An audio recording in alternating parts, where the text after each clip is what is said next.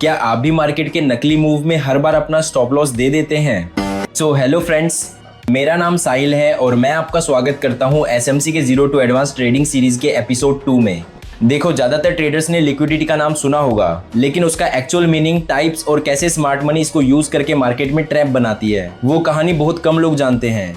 इस वीडियो में मैं आपको लिक्विडिटी को बेसिक से लेकर एडवांस तक सब कुछ एक्सप्लेन करूंगा, वो भी सिंपल लैंग्वेज में रियल मार्केट एग्जांपल्स के साथ। अगर आपको समझ आएगा कि लिक्विडिटी होती क्या है, कैसे आइडेंटिफाई करते हैं और कैसे उसका फायदा उठाकर स्मार्ट मनी के साथ ट्रेड किया जाता है, तो चलिए शुरू करते हैं एंड देखते हैं कि आज हम क्या क्या सीखने वाले हैं। Meaning of liquidity, liquidity zones और लिक्विडिटी पूल्स, लिक्विडिटी ग्रैब और liquidity sweep, how to avoid liquidity trap, how to trade basis on liquidity trap.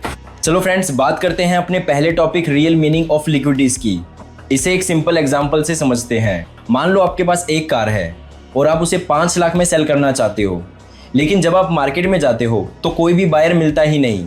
मतलब आपके पास प्रोडक्ट तो है बेचने के लिए, लेकिन मार्केट में उसे खरीदने वाला कोई रेडी ही नहीं। यानी इस सिचुएशन में उस प्रोडक्ट की डिमांड ही नहीं है, और डिमांड नहीं है तो ऐसे में हम बोलेंगे कि लिक्विडिटी है ही नहीं। अब दूसरी सिचुएशन सोचो, आप अपनी कार सेल करने जाते हो और वहां 10 लोग रेडी बैठे हैं उसे खरीदने के लिए। इस केस में प्रोडक्ट लिमिटेड है लेकिन डिमांड ज्यादा, तो आप 5 लाख के बदले 6 लाख तक में भी कार सेल कर सकते हो, क्योंकि डिमांड के अकॉर्डिंग सप्लाई कम है। और जब डिमांड ज्यादा हो और सप्लाई कम हो तो प्राइस नेचुरली ऊपर मूव करता है। ये रियल लाइफ में भी होता है और स्टॉक मार्केट में भी। अब तीसरी सिचुएशन देखते हैं। आप अपनी कार बेचने मार्केट जाते हो, लेकिन वहां पहले से ही 9 लोग आपके जैसे कार बेचने खड़े हैं और बायर सिर्फ एक है। अब बायर के पास चॉइस है तो वो कम से कम प्राइस देने की कोशिश करेगा, क्योंकि सप्लाई ज्यादा है और डिमांड कम। और जब मार्केट में सेलर ज्यादा होते हैं लेकिन बायर्स कम, तो प्राइस नीचे गिरता है। तो सिंपल शब्दों में लिक्विडिटी का मतलब है कि बायर्स और सेलर्स में बैलेंस हो। जहां बायर्स के अकॉर्डिंग सेलर्स होते हैं और सेलर्स के अकॉर्डिंग बायर्स होते हैं, वहाँ मार्केट में अच्छी लिक्विडिटी होती है। और जहाँ सिर्फ बायर्स ही बायर्स हैं या सिर्फ सेलर्स ही सेलर्स, वहाँ लिक्विडिटी पुअर होती है। आप लिक्विडिटी को ऐसे समझ सकते हो, जहाँ किसी प्रोडक्ट को आप आसानी से बाय या सेल कर पा रहे हो बिना प्राइस में ज़्यादा चेंज आए, वहाँ लिक्विडिटी हाई है। और जहाँ बाय सेल करने में प्रॉब्लम हो, वहाँ लिक्विडिटी लो है।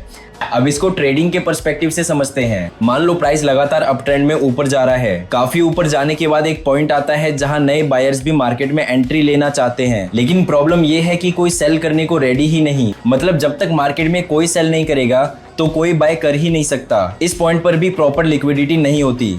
ये चीज आप अक्सर पेनी स्टॉक्स में देखोगे, जहां डिमांड के अकॉर्डिंग सप्लाई नहीं होती या सप्लाई के अकॉर्डिंग डिमांड नहीं होती। इसी वजह से बड़े इंस्टीट्यूशंस अपना पैसा ऐसे स्टॉक्स में लगाने से बचाते हैं।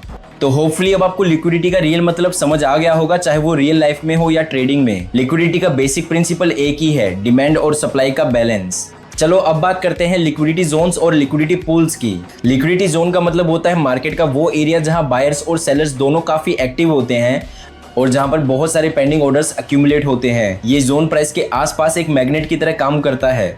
मतलब प्राइस इन जोन्स की तरफ अट्रैक्ट होता है, क्योंकि यहाँ बड़े प्लेयर्स के लिए अपने ऑर्डर्स एग्जीक्यूट करना ईजी होता है। लिक्विडिटी पूल को आप एक टैंक की तरह सोचो, जिसमें ऑर्डर्स जमा होते जाते हैं। जैसे स्विमिंग पूल में पानी जमा होता है, वैसे ही लिक्विडिटी पूल में stop loss orders, pending buy sell orders जमा होते हैं। और जैसे एक स्विमर पूल में जंप करता है, वैसे ही स्मार्ट मनी इन पूल्स में जंप करके अपने बड़े ट्रेड्स एग्जीक्यूट करती है। अब रियल मार्केट एग्जांपल से समझते हैं। यहाँ देखिए, ये बीटीसी का चार्ट है 15 मिनट टाइम फ्रेम पर। यहाँ इस अपर लेवल से मार्केट नीचे गिरकर इस जोन से सपोर्ट लेता है, और ऐसा यहाँ मल्टीपल टाइम्स देखने को मिला है। इसी वजह से रिटेलर्स भी इस सपोर्ट जोन को देखकर बाइंग ही कर रहे होंगे। अब जब बार बार लोग बाइंग करते हैं तो नेचुरली इस जोन के नीचे बहुत सारे स्टॉप लॉस एक्यूमुलेट हो जाते हैं, और स्टॉप लॉस का मतलब ही लिक्विडिटी है।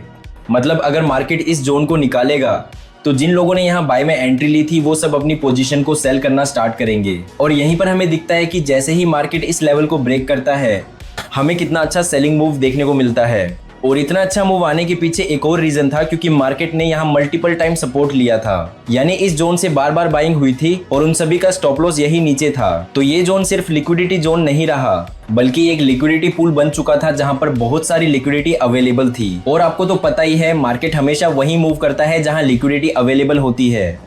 ये बात ध्यान रखने वाली है कि लिक्विडिटी जोन सिर्फ हाइज लोस के आसपास ही नहीं बनते, बल्कि सपोर्ट एंड रेजिस्टेंस के पास, कंसोलिडेशन के एरियाज में, राउंड नंबर्स जिन्हें हम साइकोलॉजिकल लेवल्स बोलते हैं उनके आसपास, प्रीवियस डे के हाई लो लेवल्स पर, इन सभी जोन्स में हमेशा पेंडिंग ऑर्डर्स होते हैं, जिसकी वजह से यहाँ लिक्विडिटी बहुत हाई होती है।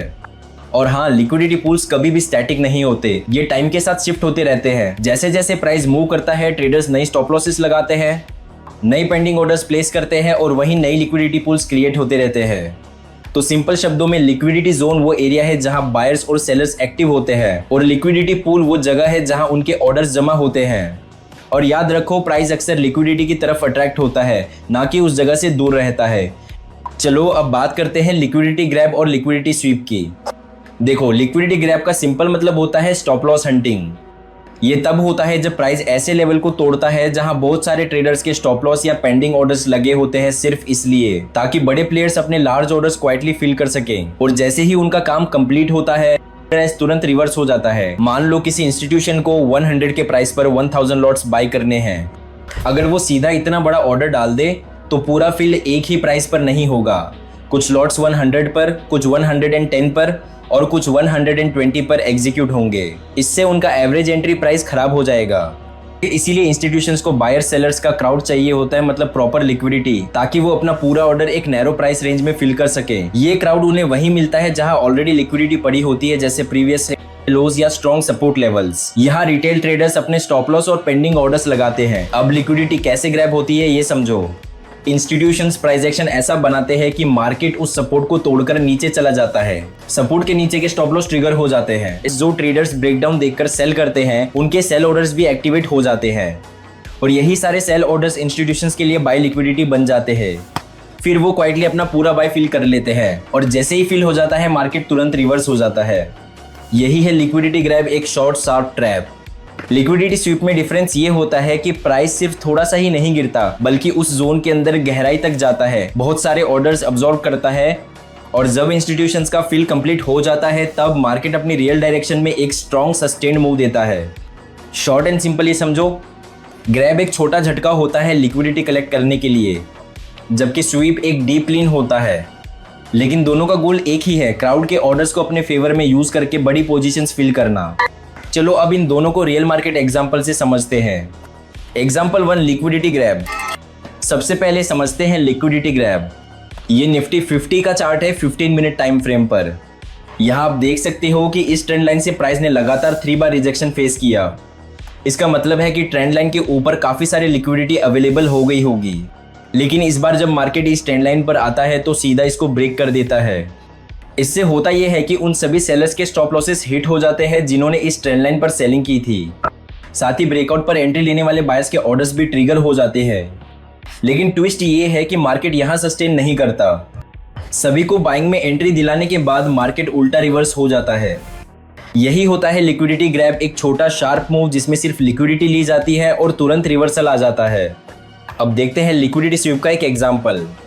इसी चार्ट में थोड़ा पीछे देखोगे तो आपको दिखेगा कि यहाँ एक रेजिस्टेंस जोन था। प्रीवियस डे में प्राइस इस जोन के नीचे काफी देर कंसोलिडेट कर रहा था, जिसकी वजह से ऊपर के एरिया में ब्रेकआउट बायर्स के बाय ऑर्डर्स और इसी रेजिस्टेंस के सेलर्स के स्टॉप लॉसेस एक्यूमुलेट हो गए थे।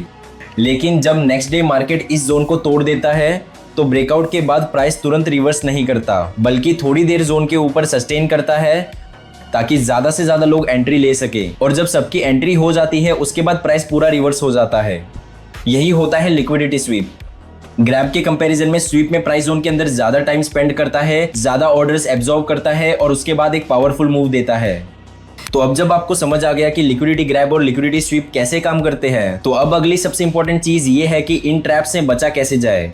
क्योंकि मार्केट में आप कितने भी एक्सपीरियंस्ड हो जाओ, अगर आप लिक्विडिटी ट्रैप में फंस गए तो आपके स्टॉप लॉस हिट होने के चांसेस बहुत ज्यादा होते हैं। ट्रैप से बचने के लिए मैं आपको यहाँ 5 स्टेप्स बताऊंगा, जिनको फॉलो करके आप इजीली किसी भी ट्रैप से बच सकते हो, जो कि मैं खुद भी पर्सनली यूज करता हूँ। स्टेप 1, ट्रैप के पीछे की साइकोलॉजी। लिक्विडिटी ट्रैप एक साइकोलॉजिकल गेम है। बड़े प्लेयर्स जानते हैं कि रिटेल ट्रेडर्स ऑब्वियस ब्रेकआउट पर एंट्री लेते हैं और उनका स्टॉप लॉसेस प्रेडिक्टेबल जगह स्विंग हाई या लो के थोड़ा ऊपर या नीचे लगा होता है। इसलिए वो प्राइस को वहां तक पुश करते हैं ताकि मैक्सिमम ऑर्डर्स एब्जॉर्ब करके अपनी पोजीशन रिवर्स डायरेक्शन में बना सकें। ये समझना पहला स्टेप है। मार्केट हर ब्रेकआउट जेन्युइन नहीं होता। Step 2, fake breakout versus real breakout. Trap से बचने के लिए आपको ये पहचानना आना चाहिए कि कौन सा ब्रेकआउट फेक है और कौन सा रियल। सबसे पहले समझते हैं fake breakout trap. Fake breakout में प्राइस किसी इंपॉर्टेंट लेवल के या तो ऊपर या नीचे जाता है और फिर विक बनाकर तुरंत रिवर्स हो जाता है। ऐसे पॉइंट पर वॉल्यूम अचानक स्पाइक देता है और फिर गिर जाता है। जबकि रियल ब्रेकआउट में देखिए, प्राइस लेवल तोड़ने के बाद वहाँ कुछ देर सस्टेन करता है, रीटेस्ट पर डिमांड और सप्लाई कंफर्म होती है और वॉल्यूम ब्रेकआउट के बाद भी स्टेबल रहता है। ब्रेकआउट के तुरंत बाद एंट्री मत लो, 5 to 15 मिनट सस्टेन या रीटेस्ट का वेट करो और उसके बाद जब कंफर्मेशन मिल जाए तभी ट्रेड में एंट्री बनाओ। लिक्विडिटी ट्रैप अवॉइड करने का एक एडवांस तरीका है मल्टी टाइम फ्रेम एनालिसिस। अगर आप 15 मिनट चार्ट पर ट्रेड करते हो तो पहले 1 आवर चार्ट देखो कि मेजर ट्रेंड कैसा है, क्योंकि ट्रेंड एनालिसिस आपको काफ़ी कुछ बता देता है।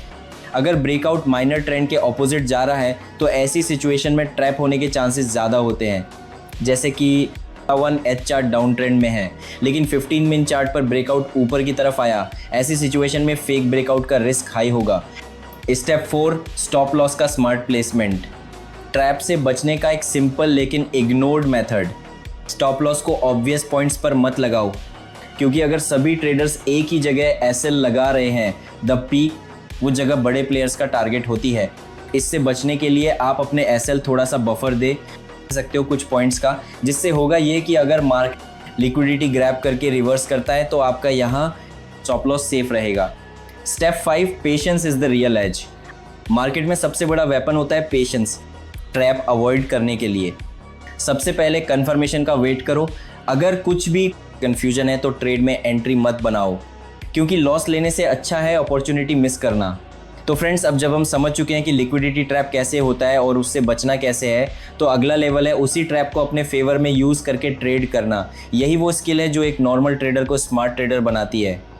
जैसा कि हमने पहले देखा था, मार्केट ने यहाँ एक लिक्विडिटी स्वीप किया, प्राइस ने रेजिस्टेंस जोन के ऊपर ब्रेकआउट दिखाया, लेकिन वो असली बाइंग कंटिन्यूएशन नहीं था, बस स्टॉप लॉस हंट था। अब मान लो तुमने ये ब्रेकआउट लाइव देखा और मन में आया कि चलो एंट्री ले लेते हैं। यही सबसे बड़ी गलती ज़्यादातर ट्रेडर्स करते हैं, बिना स्ट्रॉन्ग रिटेस्ट या कंफर्मेशन के ब्रेकआउट पर कूद जाना। यहाँ कैंडल साइकोलॉजी से साफ दिख रहा था कि ऊपर जाने की स्ट्रेंथ नहीं है। ब्रेकआउट के तुरंत बाद कैंडल्स बार बार अपर वीक रिजेक्शंस बना रही थी, मतलब बायर्स पुश कर रहे थे लेकिन सेलर्स हर बार प्राइस को नीचे धकेल रहे थे। ऐसी सिचुएशन में सही तरीका क्या है? जैसे ही तुम्हें एक स्ट्रॉन्ग बेरिश कैंडल अपने रेजिस्टेंस जोन के नीचे क्लोज होती दिखे, वहीं तुम्हारी शॉर्ट एंट्री बनती है। उस बेरिश कैंडल का हाई या रीसेंट स्विंग हाई के थोड़ा ऊपर। टारगेट रिस्क टू रिवॉर्ड के हिसाब से पहला टारगेट रीसेंट स्विंग लो और दूसरा टारगेट अगला मेजर सपोर्ट जोन। तो दोस्तों, मुझे उम्मीद है कि आपको इस वीडियो में लिक्विडिटी और उसके अलग अलग कॉन्सेप्ट्स अच्छे से समझ आ गए होंगे। अगर आपको आज का ये एपिसोड अच्छा लगा हो तो इस वीडियो को लाइक करें और चैनल को सब्सक्राइब करना ना भूलें। साथ ही कमेंट्स में ज़रूर बताइए कि आपको ये वीडियो कैसी लगी। मैं आपसे मिलता हूँ एसएमसी के एक और नए एपिसोड में। तब तक के लिए सीखते रहो, आगे बढ़ते रहो।